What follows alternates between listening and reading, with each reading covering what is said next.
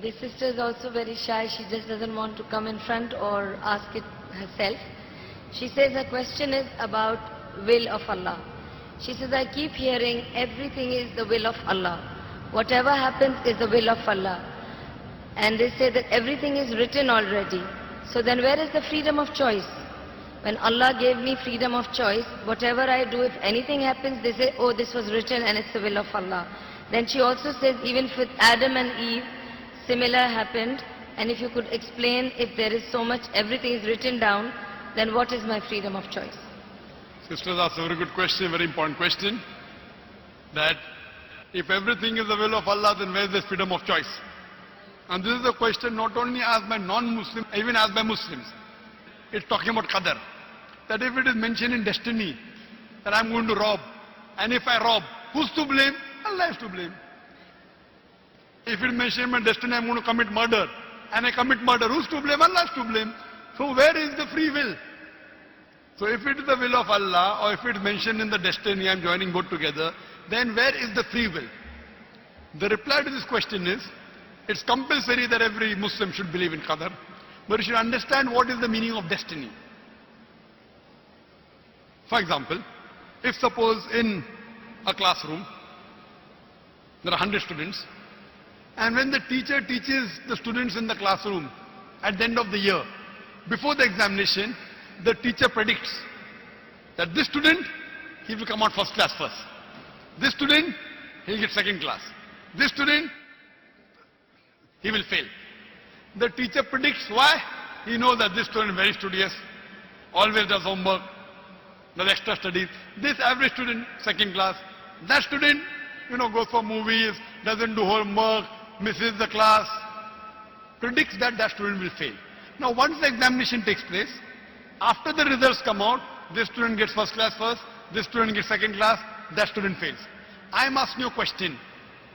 Can the student who has failed, can he blame the teacher that because we have predicted I will fail, I have failed? Who's to blame? The student or the teacher?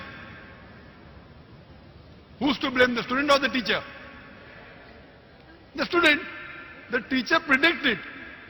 Who's to blame the student? He did not study, he did not do his homework, he used to go for extra movies. So similarly, Allah subhanahu wa ta'ala has given the human being the free will. Allah has told you what is right, what is wrong, but the choice is yours. For example, if you come at a crossroad, there are 4 roads, A, B, C, D. You can choose any. You choose road C. So Allah knows in advance that when you come at crossroad, you will choose road C. So Allah writes, when the person comes at the crossroad, he will choose road C. So it is not because Allah is writing that you are choosing, because you will be choosing, Allah is writing. It is not because Allah is writing that you are choosing road C. It is because you will be choosing road C. Allah has ilm-e-ghaib. He has knowledge of the future. He writes in advance. Now after you choose road C, you come at another crossroad, 5 roads, 1, 2, 3, 4, 5. Like after you pass the 12th standard, you can become engineer, you can become doctor, you can become businessman. You choose to become a businessman. Choice is yours. But Allah knows in advance that after you pass standard 12, you will choose to become a businessman. It is not because Allah is writing that you are becoming a businessman. Because you wanted to become a businessman, Allah is writing in advance.